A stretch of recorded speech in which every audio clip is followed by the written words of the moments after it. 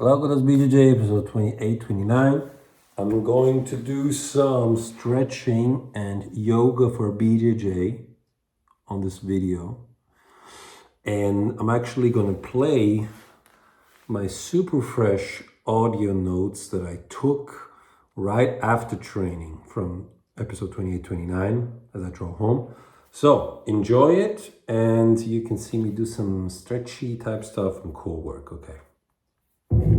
So today I was something a little bit out of the ordinary, since in Jacob's curriculum we've almost reached the end of the cycle. So they do October to June is the regular learning cycle, and then summer is mostly sparring and a little bit of technique here and there. And now the end is just, just a bunch of random things. But we did learn a collar pull, I believe it's called. So, and then a fake collar pull to single leg. So, the motion looks as such. You grab cross collar, right hand, left hand grabs the tricep somewhere there. And then you want to be at arm's length distance. This is what I messed up for the most part. Arm's length distance with the right arm. Then you want to have his right knee between your legs, so not your stance shouldn't be straight in front of his. You should be slightly, to the left. So you can achieve this by just stiff arming, then left leg out, take a step, and then you basically do a split squat. Into your left knee, straight legging your right leg, and then you just pull. You don't really pull, you do it with your body weight. So this is one thing also, not with your right arm. You don't do it with your right arm. You just kind of fall into it. You need to have a little bit of an angle, so it's like not straight down. If you take the step, it's almost like you're shooting. So we need not 6 o'clock, not 3 o'clock, but more like 4.5, if you know what I mean. And then he should post with his arms, and then you can attack the leg, attack the back. That's one thing. And then should you go for a regular single leg, Jacopo was very adamant about this. The head must be inside. So when you do this, the head to the right, not to his back, so he can guillotine you or possibly escape. So to the inside, to his chest. Voila. That was the main technique drill. We didn't really warm up. Everybody just kind of warmed up for themselves. Then there were a bunch of random questions with the throw. And there I also realized, how shit, I'm not an expert by all means, but how bad the stand-up game is of the jiu-jitsu, because it's really not that fancy. They know some basic stuff, but yeah, like the gripping, even I could realize that the gripping was kind of whatever. But I'm not gonna shit on that because I don't know the first thing about anything, so just that's right. Shut. Anyways, after that, there was a choice between positional sparring and sparring. Of course, everybody wanted to spar, but me. And then I did 5 rounds. It was a total of 6 rounds. I waited out the 5th one, and then I did the 6th round. The first one was a light one with Mattia. The second one was with Hafa. The third one was with Vincenzo. The fourth one was with Carlo, white belt, and the 5th one was with Arturo, which was the 6th one. So the first one was really light, we didn't finish, and Mattia is really an angel. I love to roll with him. He's the teddy bear, and he's just so good. And he also always smashes that other blue belt that I don't like that much, but we'll get to him later. But we did a really light flow roll, just going through the motions. And I started to, just get some basic guard passes. I even did a little bit of toreandoing, and my toreandos work really well if I grab the outer leg and the arm. Then my toreandos there really work well. Did some knee slides, some smash pass, and there I can really use my weight. So the knee cut and the smash pass in general I felt worked better and better and better. So that was it, very light, very cool. Then the second one was with Hafa, and there I tried the butterfly. No, at first I did the collar pull down, Interrata, and I messed up. Then I tried some butterfly guard, but he suggested I go for the cross collar tie instead of the sleeve. I think that is quite advanced because I'm not getting anything going with that. And I mean, I will say that my butterfly guard is really in its infancy. I haven't done it that much. But so yeah, and then I just did a little bit of this, a little bit of that. I think I once passed his guard, if I'm not mistaken. So some principles are sticking, just try to stick to the principles. And yeah, and that's really it, what I remember. Papi gave me some tips also. And man, I did something really cool with him. I forgot what it was. He tried to flower sweep me, and I posted with my elbow, and it didn't work. So I was pretty proud about that.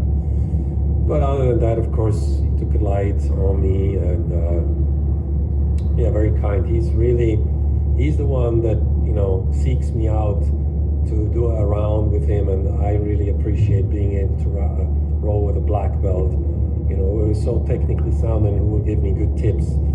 So that was that. Third round with Vincenzo. I'm always kind of like shaking my head inside if I have to go against him, because I just feel like he just uses, everything he's got on me every time, but whatever. He even called me a chicken because I just gave him a triangle like the first and second set we rolled. But again, people here, they tend to be a little more direct. I will not rosicare over this. I will not wail on this. I just took it, easy. And he said, well, if I got you now in this triangle, you have to show me the escape, which was cool, so I could practice that. And I did, and it was the thing that we did last Monday. So that was pretty cool, the repetition. Then we rolled, and for the most part, he was in his guard, he used his feet. What I realized, he has a weakness, and that is he's not very mobile with his legs. So I tried to knee cut and smash pass with him. It didn't quite work. He always got me in some pesky grips. But when I toreando him, he doesn't have really good guard retention when he has to change his base to have his feet in front of me, and I have to take advantage of this. This was something I realized.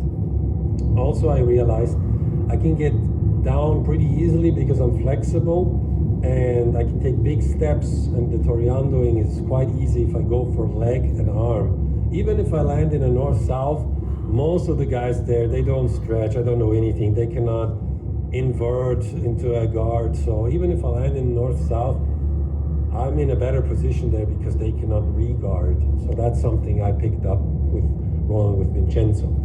And then just a bunch of grip fighting. His grip is fucking strong. Holy shit. He had a collar grip on me. I used both of my hands to rip it off. I couldn't do it. Maybe I have to use my leg, but he always grabs my legs. But I felt personally, without always making it a competition, I felt personally like I did better in general, like not just against him, but against anyone. And then the fourth round was with Carlo, the Milanese. I felt like it was going pretty well. I tried some butterfly guard, then he ended up in my close guard. At the end, I almost had his arm for the Kimura, but unfortunately the bell rang. And then in the close guard, I have to really dig a little deeper in the close guard because I feel like my long legs will make it a nightmare for people to really get out of my close guard. I realized this with Carlo and with my fifth round, which was Arturo. So yeah, Carlo, I had a cross collar grab, and then I had his arm, and I almost got him into an arm bar, but the angle was kind of weird, like his legs. I don't know what was missing. Like if I pushed through with my arm bar, I feel like he just got out with my out of my guard or my thing. So it was a bunch of that, and then he got out, but I think I did pretty well. But I will say he must be like 30 kilos lighter than me, or 25. So it's to be taken with a grain of salt. Then the last round was with good old Arturo, who also goes a little light. And man, thank you, Hafa, for going up to him, and not to me, because I'm not always the one going in like a crazy guy, because I'm trying not to. But my good friend Arturo, he does. So Hafa, before going, he's like, go easy, Arturo. So thank God someone else spoke up, and I'm not always the dickhead who has to listen to like, go easy, go easy, go easy. Like, I really try. Anyways, so we bumped fists, and then, what did I want to say?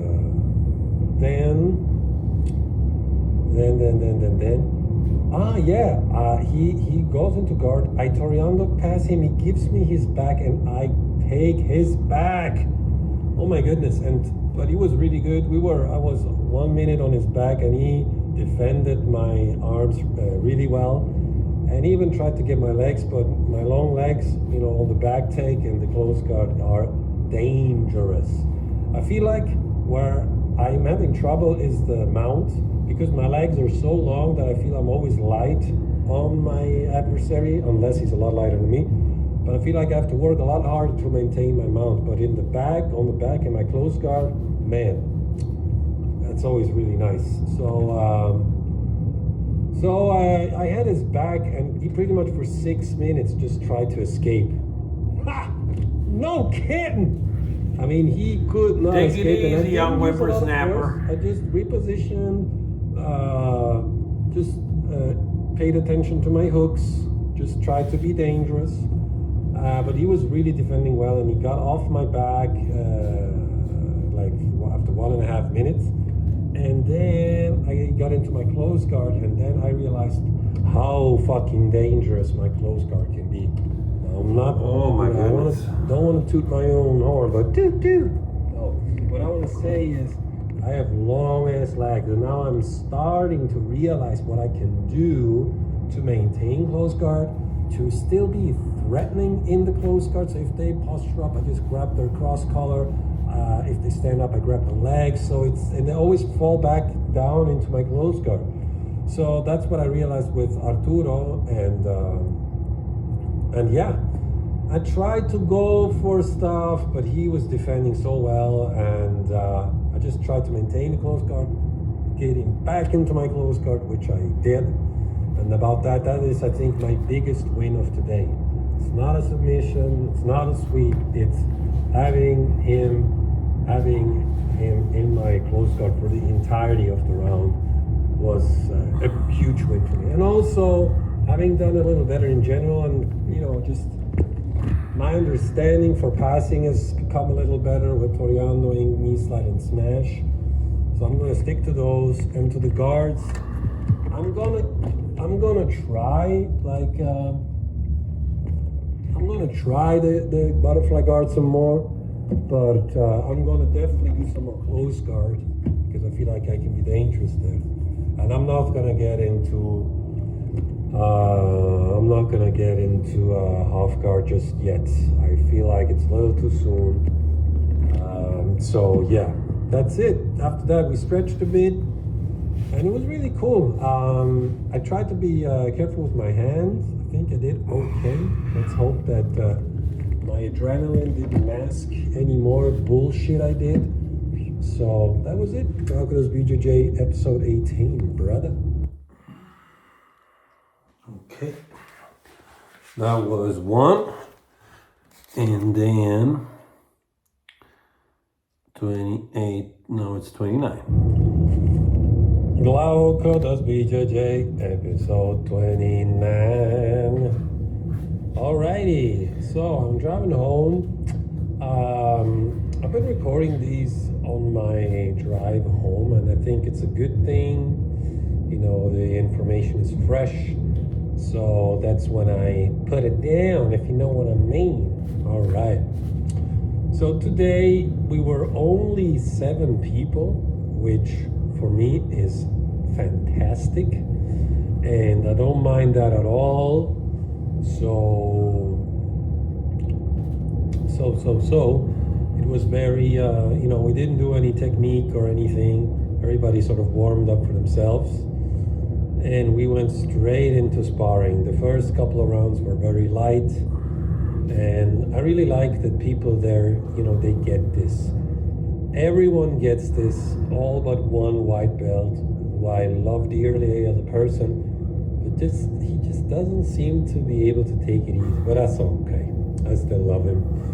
And so the main takeaway from today's lesson is 2 things, because I had the privilege and fortune to spar with both of the black belts, the sensei and the assistant sensei.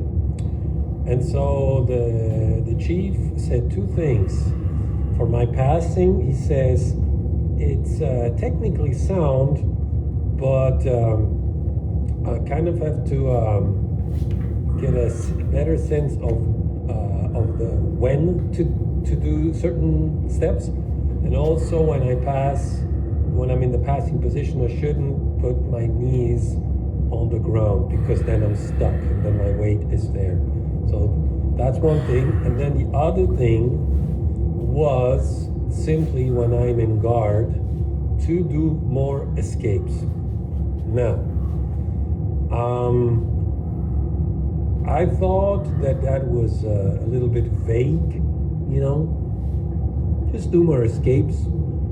And I tried, and so I thought I tried, doing it when people usually pass my dumbass guard and are in side control, and I do an escape and then they jump to mount. That's when he said, no, they anticipate your escape, but that's not what I meant. And then I'm like, yeah, but so how can I, put this to action more clearly? And then he gave me an answer which I felt was a little bit woo-woo. He's like, just take this with you. Just do more escapes. All right. And then you will do it once, you will do it twice, you will do it 30 times, you'll do it next Monday, you will do it for the next couple of times, and then one day it will make a click. I'm like, okay. But I still couldn't quite figure it out. So I didn't want to challenge him, but I did ask him, so is this like a philosophy thing, or how can I? And he's like, and then he almost got a little bit mad. He says, no, this is not Krav Maga, and look, see, there is not a one simple answer for this. It just takes more time, more jiu-jitsu, blah, blah. I'm like, okay, thank you very much. And then luckily, must have been like the 4th or 5th round, maybe 6th round, because I asked the sensei more about this, and then he gave me the sensei. And then luckily, the assistant black belt showed it to me in action, which meant that if they walk around my guard, I need to reposition myself. So he was talking, the sensei was, and assistant sensei was showing me about guard retention. Well, thank God someone showed me, because I would have fucking, grinded on that thought for probably the next 3 weeks. Now, I'm very glad that someone showed me, yes, you do. When I go around your guard, you need to do an escape and then re-guard. Okay? So if I move to your left side, you do an escape, flat left leg, you do an escape, and then guess what? You put your right foot to his left hip and regard. That's just an example. So thank you for showing me this. I still don't know if I should be using names or not, but he's the Brazilian assistant black belt who is incredible. Very, very soft spoken, very quiet, but he always shows me stuff that's like, right on the money. It's like, thank you, this is exactly what I need to see, exactly what I need to learn. And Head Sensei has a way of being a little woo-woo sometimes, and but on the other hand, he can be so constructive, he can be so gracious, and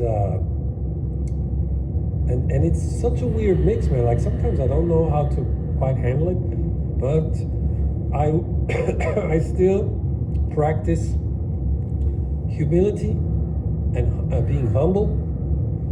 And I just try not to make a big fuss out of things. I just try to get out of it what I can. I mean, in Switzerland, I cannot roll with the black belt, and I don't get feedback like you're doing this and this and this right, but this and this and this you could be doing. You need to do more of this and this. I mean, that is for me golden information. Those are like tiny private lessons that I'm getting, and I'm very grateful for that. For the other side that can be a little, that has a little bit of a mystique about it, which I'm personally not understanding all the time, but on the positive end, I'm getting so much mileage and I'm getting so much info, and I really felt that my jiu-jitsu has improved by leaps and bounds by being at this gym here in Lecce. So this, I wanted to dedicate some time to say this. And then other than that, man, I don't think I ever sparred so much in my whole life. I must have done like 7 rounds, 2 black belts, the spazzy old white belt, then a couple of blue belts, which were all very fast. But generally speaking, I will say that I'm starting to get a better sense of how to use my legs in guard, even though my guard retention is non-existent. But I'm starting to be a little bit more fastidious with my legs and understanding. So, there's still a long way to go because I have no guard. But so that's that. And my passing, I feel like with my weight, I feel like I've had some success today with the side smash and the knee cuts. And so I'm grateful for that. I even got to start one round standing because with another white belt, but he's a very light guy, very, very fast and very wiggly. And so I pulled guard and he was in my close guard, and then I went for the arm, the cross collar, and then my long legs did the rest of the work, and he gave me an opening. So I did a triangle choke. And I didn't get the finish quite right, but then I grabbed his leg, and then I did a crunch, and then I got the tap. Anyways, so little win for me. I don't tend to put so much weight on these wins anymore, but still felt good. And it's been 2.5 weeks here. It's my first ever submission. Maybe it's my first. I think it's my first ever submission. So anyways, that's that. And then the blue belt brothers, man, such amazing rolls. And the younger one of the two, which was the spazziest, craziest of them all, has actually calmed down a bit. And to my great pleasure, he has calmed down more than that other old white belt. But to the older white belt's credit, he himself stopped and says, hold on, I'm pushing too much. And then we reset. And I thought that was really, really cool. Because, man, I'd love to roll more with him because we have more similar weight. But, all this crazy, pace all the time. I can't do that. And frankly, I don't want to do that because I feel like I'm not learning as much when I do that. But so yeah, those are just some impressions of these hounds. Yeah, I'm grateful for the black belt advice. I will continue to train, and now this next Friday will be off because they do some camp in the north and we have some guests, so I have my body to kind of recover till next Monday. That's what I'm doing now. That's that. Glauco does BJJ episode 29 in the books. Et voila! Next one will be my 30th training.